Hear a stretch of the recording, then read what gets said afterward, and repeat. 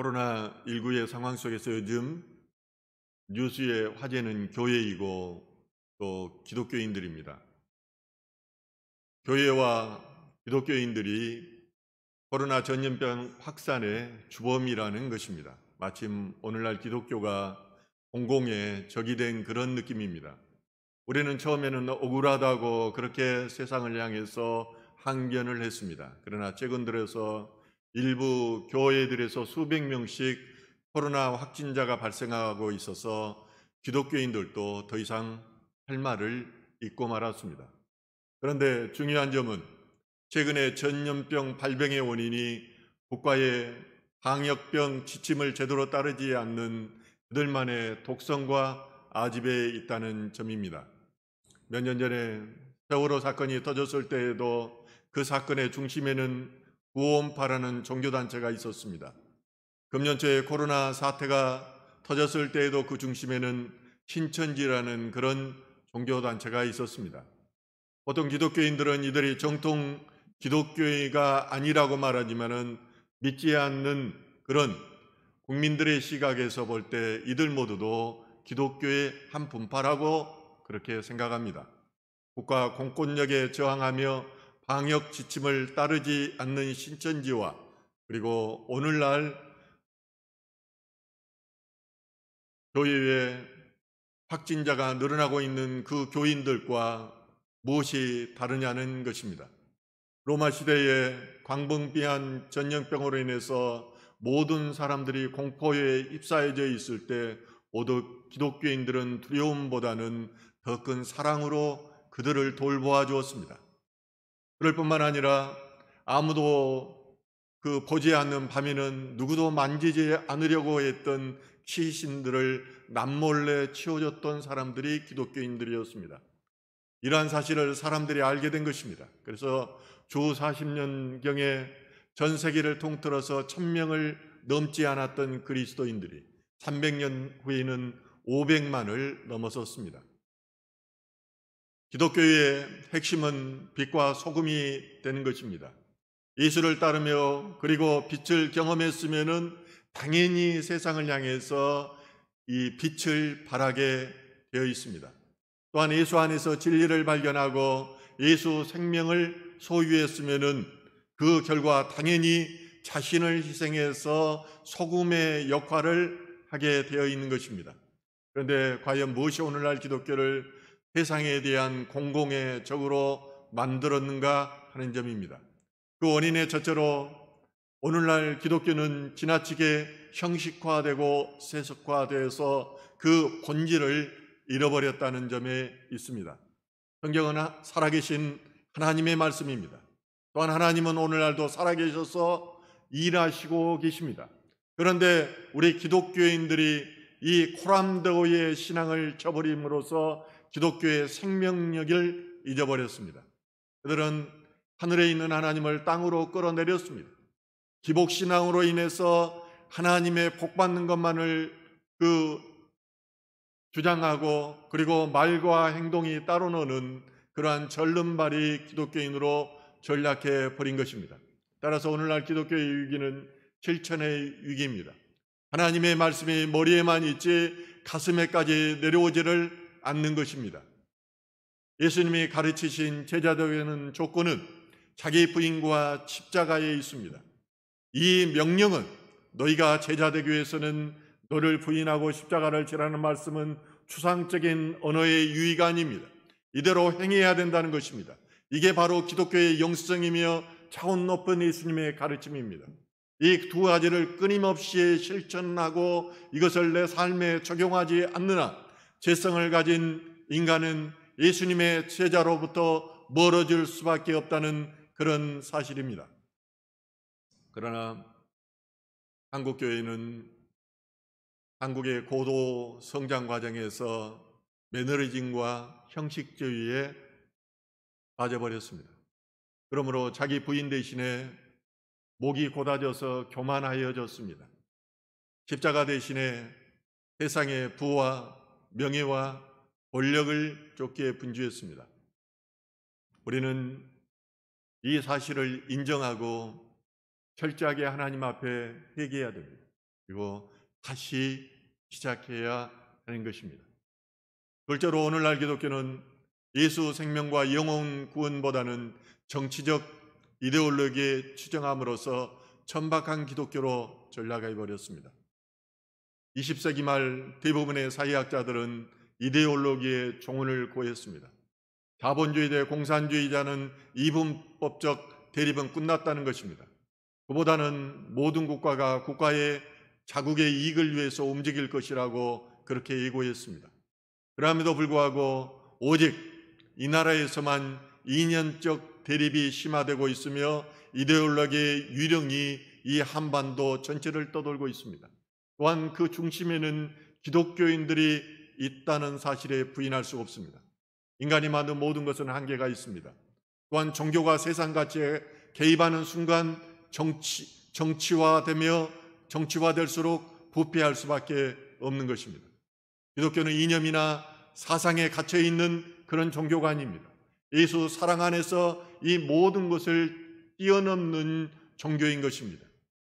현재 교회가 세상에 개입하는 시기는 하나님의 공의를 실현하기 위한 최후의 수단으로서 생존권적 기본권으로서의 저항권이 발동된 때인 것입니다. 타락한 이스라엘이 엘리 제사장이 법궤를 가지고 전쟁터에 나가는 순간 성전의 거룩성은 무너져 버렸습니다. 오늘날 십자가가 광화문의 데모 현장에 나감으로 기독교의 사랑의 가치는 그 순간에 무너져 버린 것입니다. 그 결과 선교 현장에서 그리고 삶의 자리에서 얼마나 많은 사람들이 우리들을 비웃고 있는지 모릅니다. 남에게 예수 믿으라고 하기 이전에 너의 얼굴을 거울에 비춰보라는 것입니다. 네 얼굴에 예수라는 이름이 있는지 한번 보라는 것입니다. 이사야서 29장 10절은 이렇게 말합니다. 대저 여호와께서 깊이 잠들게 하는 영을 너희에게 부어주사 너희의 눈을 감기셨으니 그가 선지자들과 너희의 지도자인 선견자들을 덮기셨습니다. 하나님은 교만하여져서 돌처럼 굳은 자들에게 맹인이 되어서 보지 못하게 하시는 분입니다. 그럴 뿐만 아니라 잠자는 영을 보내서 눈을 감기게 함으로 분별하지 못하게 하고 사단의 놀잇감이 되게 하신다는 것입니다. 하나님을 만나면 그분이 얼마나 인격적인 분인지를 알게 됩니다. 인격적이라는 말은 그분의 성품이 합리적이며 정의로고 사랑이 가득하시며 인간적이라는 말입니다. 그래서 그분을 만나면 행복합니다. 그분과 계속 함께 있고 싶어지는 것입니다. 그런데 오늘날 기독교인들에게 예수의 이런 인격이 있느냐는 것입니다. 예수의 이런 영성이 있느냐는 것입니다. 예수의 말씀을 따라 살기는커녕 세상 가치에 할몰되어서 이성 잃은 어린 나이와 같이 행동하는 저들을 향해서 하나님은 오늘 말씀해 주고 있는 것입니다. 그 첫째가 사랑이라는 것입니다. 바울은 사랑을 강조하기 위해서 먼저 고린도 교회를 향하여서 오늘 이렇게 고린도전서 12장 31절에서 이렇게 말합니다. 내가 가장 좋은 길을 너희에게 보이리라. 그리고 말하기를 모든 인생의 길들 중에서 최고의 것은 사랑이라고 가르치고 있습니다. 그러면은 고린도 교회의 문제점은 어디 있었을까요? 그들은 은사를 지나치게 강조한 결과 여러 가지 성령의 은사들로 인한 혼란을 겪고 있었습니다. 그들 가운데는 이방 신앙을 가지고 있다가 교회 안으로 들어간 사람들이 많이 있었는데 이들은 이방의 제사 의식과 관련해서 열광적이고 이국적인 종교 의식을 성행하였습니다. 일부 교인들은 보다 감정적인 은사를 추구하게 되었습니다. 그러므로 그런 사람들은 좀 더 자극적이고 좀 더 현실적이며 좀 더 신비적인 은사를 추구하게 되었던 것입니다. 그래서 그들에게 관심은 누구의 은사가 더 큰지였습니다. 그러므로 그런 사람들은 예수님의 말씀에 관심을 갖는 것이 아니라 더 큰 은사를 쫓아서 교회들을 옮겨 다니는 것입니다. 그런데 근래에 코로나19로 인해서 문제가 된 상당수 교회의 특징은 은사를 강조하는 교회들이었습니다. 한때는 하나님의 은혜를 체험했고 하나님의 능력이 나타났던 교회입니다. 그런데 문제는 그 능력을 영혼 구원을 위해서 사용해야 하는데 자기의 의를 드러내고 또한 그러함으로 사회 공동체를 해롭게 하는 독성과 아집으로 변질되었다는 것입니다. 하나님의 말씀이나 세상의 공동 가치보다 자기에게 나타난 이 은사를 중요시하였다는 것입니다. 자신이 하나님의 영향에 나타나고 내가 하나님의 사람이기 때문에 코로나와 같은 전염병 따위에는, 그리고 국가 시책 따위에는 상관이 없다는 것입니다. 그러다 보니까 목사가 세상 위에 서게 되고 하나님 위에 서게 되는 교만의 극치를 보여주는 것입니다.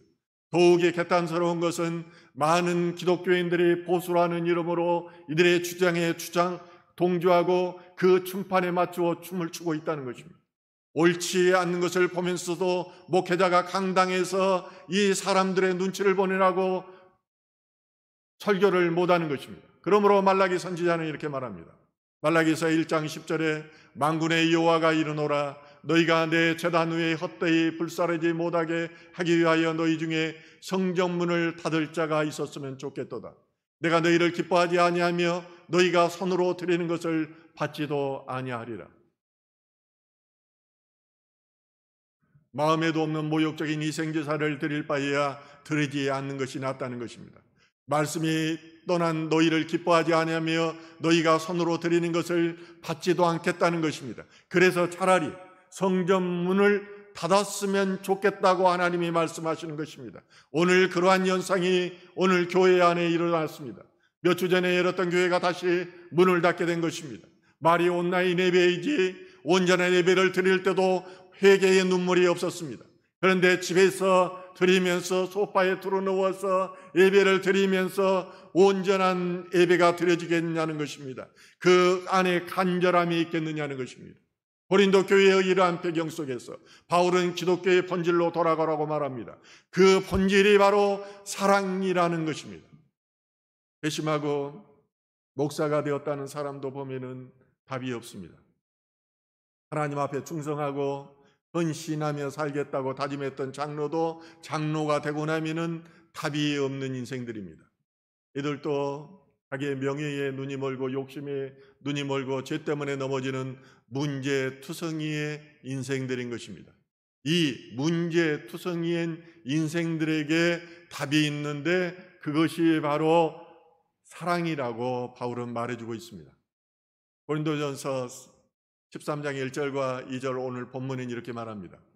내가 사람의 방언과 천사의 말을 할지라도 사랑이 없으면 소리나는 구리와 울리는 꿍가리가 되고, 내가 예언하는 능력이 있어 모든 비밀과 모든 지식을 알고 또 산을 옮길 만한 모든 믿음이 있을지라도 사랑이 없으면 내가 아무것도 아니요. 내가 사람의 방언과 천사의 말과 예언하는 능력과 하나님을 그런 비밀을 아는 지식이 있고 또 산을 옮기는 그런 믿음이 있을지라도 그 안에 사랑이 없으면 아무것도 아니라고 오늘 본문은 말씀하십니다. 사랑 없는 말은 소리나는 구리와 그리고 울리는 꽹가리에 불과하다는 것입니다. 여러분 한번 생각해 보십시오. 목사가 설교를 하는데 그 설교가 구리 소리로 들립니다. 꽹가리 소리로 들립니다. 얼마나 비참합니까? 그러므로 너희 마음속에 진정으로 예수 그리스도가 있고 예수 그리스도의 사랑이 있다면 지금과 같은 그런 천박한 행동은 하지 않는다는 것입니다. 공무원들을 향해서 삿대질하고 물어뜯고 또한 너도 전염병이 걸려보라고 껴안는 그런 행동은 하지 않는다는 것입니다. 물론 은사는 중요합니다. 그러나 사랑보다 중요하지는 않습니다. 은사가 중요하지만 그것이 하나님의 말씀보다는 우선하지 않습니다. 바꾸어 말하면은 이념과 또 이데올로기, 사상 이런 것들이 하나님의 말씀에 우선하지는 못한다는 것입니다. 은사는 하나님의 말씀을 전하기 위한 도구인 것이지 그것이 목적이 아닙니다. 예수님도 기적과 이적을 많이 일으키셨습니다. 그러나 이 기적과 이적이 목적이 아니었습니다. 이것을 통해서 죽어있는 영혼을 살리려고 했던 것입니다. 그래서 이것을 보이고 나면은 꼭 말씀을 주셨습니다. 이제 우리는 기독교의 본질로 돌아가야 됩니다. 오늘 본문 13장 8절은 이렇게 말합니다. 사랑은 언제까지나 떨어지지 아니하되 예언도 패하고 방언도 그치고 지식도 패하리라. 예언도 패하고 방언도 그치고 지식도 패하리라는 말씀은 하나님이 주신 은사도 사상도 이념도 다 어느 순간에 have nothing for the life에서 헛된 것이 되고 만다는 것입니다. 실제로 나에게 하나님께서 은사를 주실 때는 목적이 있습니다. 오난도가 믿음이 없으니까 이 기적이 일어나는 것, 이적이 일어나는 것을 보고 살아계신 하나님을 네가 보라는 것입니다. 그런데 이 은사는 어느 때가 되면은 사라져버리는 경우가 많이 있습니다. 세상 지식과 이데올로기도 변합니다.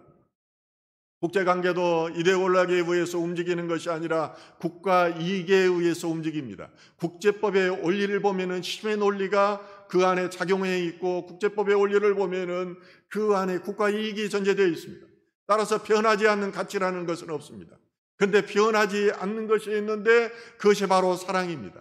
이 사랑을 다른 표현으로 말하면은 하나님의 말씀입니다. 하나님의 말씀 안에는 늘 사랑이 있는 것입니다. 그는 한때 진보주의자였습니다. 그런 제가 경찰이 되었다고 하니까 후배 중에서는 저를 비난하는 그런 사람도 있었습니다. 진보적인 사람이 보수적인 조직에서 나라를 지키는 일을 하며 평생을 살았습니다. 이 가운데 저는 진보와 보수의 민낯을 보았습니다. 그들도 똑같이 부패한 것을 보았습니다. 그들도 똑같이 죄 많고 답이 없는 존재라는 것을 저는 보았습니다. 그래서 저는 대학 때 데모를 주도했다가도 옳지 않으면은 제가 철야 농성을 하는 현장에서 5분 연설로 해산시킨 적도 있습니다. 경찰 생활을 하면서도 저는 끊임없이 부정하고 부패한 세상을 향해서 그들을 향해서 저항했습니다. 그러나 세상은 여전히 변하지 않았습니다. 그랬던 저는 그 답을 예수에게서 찾았습니다. 예수 그리스도만이 진리이고 예수 그리스도만이 생명인 것입니다. 세상이 모든 것이 다 변화도 예수님의 말씀만은 변하지 않고 예수님의 사랑만은 변하지 않는다는 것입니다. 그러므로 우리가 예수님을 만났고 예수 안에서 길을 찾았다면 그 삶의 방식에 예수 사랑의 기초를 두어야 한다는 것입니다. 그렇지 않고 세상의 풍조와 이념을 쫓다 보면 예수는 없고 죄만 남아 있습니다. 세상의 풍의를 부르짖으면서 저는 신학교 데모 현장을 맡으면서 가장 심하게 경찰을 향해서 화염병을 던지고 가장 심하게 데모하는 것이 신학교라는 것을 저는 눈으로 보았습니다. 그들이 어떻게 부조리 속에 빠지는가를 나는 보았다는 것입니다. 그러므로 성도인 우리들은 예수의 사랑으로 돌아야 됩니다. 그리 되기를 주님의 이름으로 축원합니다. 두 번째로 바울은 길을 잃고 방황하는 성도를 향해서 어린아이의 일을 버리라고 말합니다.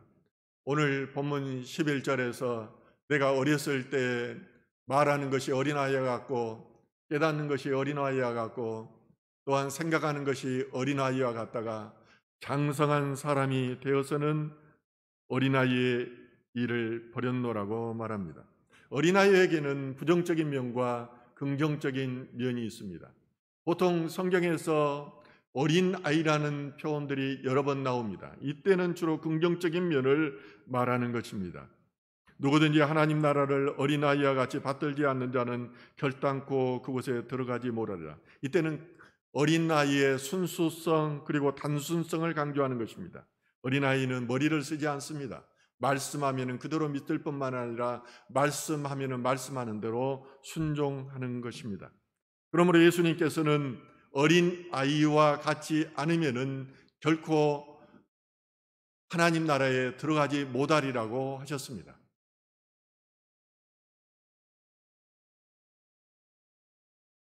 그런데 오늘 본문은 어린아이의 부정적인 면을 강조하고 있습니다.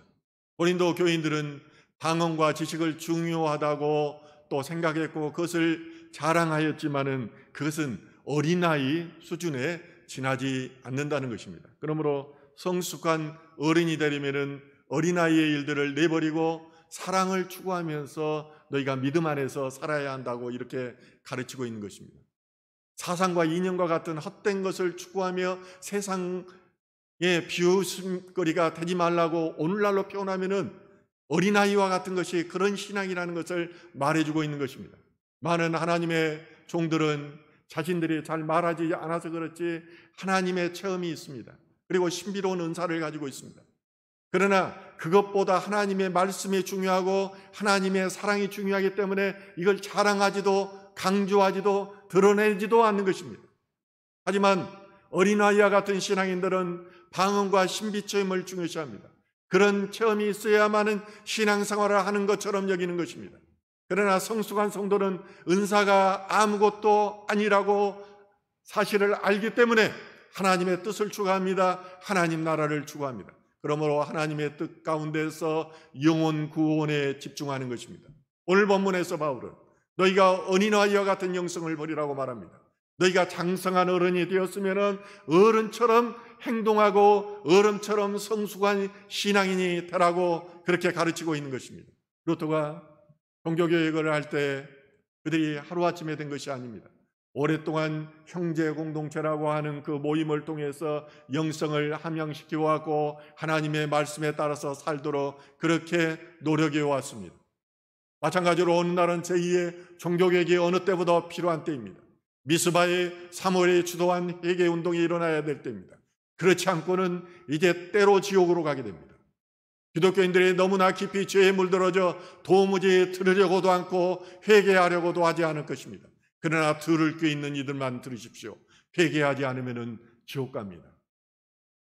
어린아이는 지식이 없을 뿐만 아니라 분별력도 없습니다. 분별력이 없으므로 검은 것을 이다고 하고 흰 것을 검다고 말합니다. 더욱이 어린아이는 위험이 무엇인지를 알지 못합니다. 그래서 높은 곳에 올라가서 그것에서 얼마나 위험하지 못하기 때문에 그 안으로 계속 기어가다가 밑에 떨어지고 마는 것입니다. 이런 어린아이와 같은 고린도 교회들을 향해서 바울은 너희가 예수 그리스도의 사랑 안에서 좀 더 성숙해지라고 그렇게 권면하고 있는 것입니다. 바울은 내가 어렸을 때는 말하는 것이 어린아이와 같고 깨닫는 것이 어린아이와 같고 생각하는 것이 어린아이와 같다가 장성한 사람이 되어서 어린아이의 일을 버렸노라. 이 말은 내가 예수를 알고 예수 안에 있으므로 성숙한 신앙인이 되었다는 그런 간접적인 표현이기도 합니다. 아무리 사랑을 말해도 변하지 않고 세상 문화에 젖어 있는 고린도 교인들을 보면서 바울이 얼마나 답답하면 이런 말을 했겠습니까? 목사들이 가장 힘들어하는 것이 공통적으로 무엇인지 압니까? 10년을 말하고 20년을 그 말해도 똑같이 성도들은 변하지를 않는다는 것입니다. 이것을 볼 때 목회자들이 가장 힘들어하는 것입니다. 이제 성도가 되었으면 말하는 것에 사랑을 담으라는 것입니다. 또한 성도가 되었으면 깨닫는 것에 영적인 눈을 가지라는 것입니다. 생각하는 것에 제발 분별력을 발휘하라는 것입니다. 신앙생활에 있어서 어린아이와 같이 말씀을 받아먹는 단계에서 머무르지 말고 말씀을 먹었으면 삶 가운데 이것을 적용하고 삶의 예배자가 되어서 헌신과 충성과 봉사로서 하나님 앞에 일하라는 것입니다. 말씀으로 제자를 삼아서 하나님 나라를 확장시켜 나가라는 것입니다. 그러므로 바로 너희가 그토록 중하게 여기는 은사나 지식도 결국은 주님이 오시면 다 사라진다고 가르치고 있습니다. 결국 너희가 평가받고 인정받는 것은 주님의 마음으로 얼마나 자신을 희생하며 남들을 사랑했느냐에 달렸다는 것입니다. 우리가 죽음 앞에 설 때 가장 생각나는 것은 무엇일까요? 그리고 죽음 앞에 설 때 가장 후회하는 것이 무엇일까요?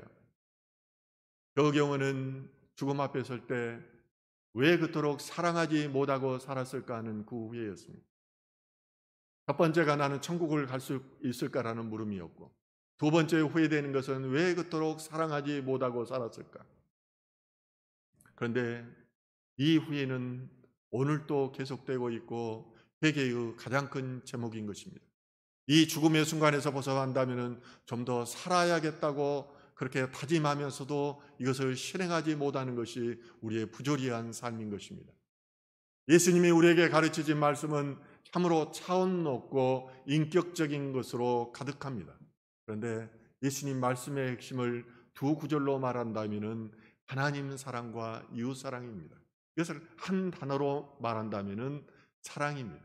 저는 하나님의 말씀은 사랑이라고 이렇게 표현하고 싶습니다. 우리가 이 말씀대로 살며 우리 안에 하나님 나라가 임하고 우리가 핏대를 세우며 싸울 일도 없습니다. 그러나 이 사랑이었기 때문에 인격적인 예수 그리스도를 경험한 사람들이 이단인 신천지 교인들보다도 못한 그런 행동을 하는 것입니다. 우리 안에 사랑이 없으면 어둠이 나를 지배합니다. 그렇기 때문에 남을 미워하게 됩니다. 그리고 저주의 말을 합니다. 공격적인 말을 하는 것입니다. 그러므로 하나님의 말씀은 사랑이고 이 말씀에 들어가면은 사랑하게 되어 있습니다. 이 말씀이 내 안에 임하면은 사랑을 실천하는 성숙한 그런 그리스도인이 된다는 것입니다. 어린아이와 같은 일부 교회 성도들의 행동을 보고 세상은 교회에 등을 돌렸습니다. 이기적이고 독선적인 행태로 인해서 앞으로 한국교회는 혹독한 대가를 치러야 될 것입니다. 단지 우리가 할 수 있는 것은 회개하는 것입니다. 그리고 말씀으로 돌아가는 것입니다. 본질로 돌아가는 것입니다. 예수 그리스도의 사랑 안에서 성숙한 어른의 영성을 회복하시길 주님의 이름으로 축원드립니다. 기도하겠습니다. 하나님